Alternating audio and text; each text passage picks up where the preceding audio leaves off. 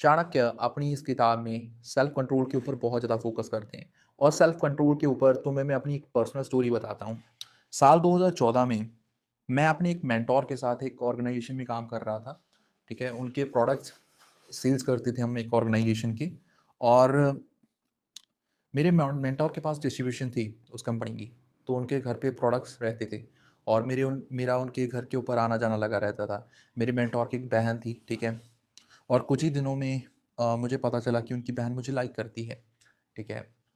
तो थोड़े-थोड़े दिनों में उसकी जो लिमिट है, लिमिट बढ़ती ही चली गई।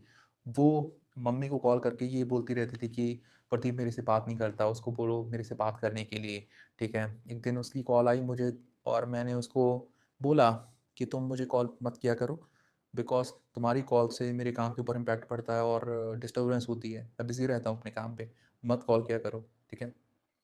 उसको रिजेक्ट मैंने इसलिए भी करा बिकॉज़ उसके ब्रदर हैं जो, ठीक है? वो मेरे मेंटोर हैं और मेरे मेंटोर की बहन मेरी बहन हुई, ठीक है? तो ये कैरेक्टर वाला पार्ट आ गया, ठीक है? ऑब्वियसली उसकी उसकी जो बहन है वो मेरी बहन है और मैं अपनी बहन को प्रोटेक्ट ही करूँगा ऑब्वियसली, ठीक है? और तो ये एक चीज़ है।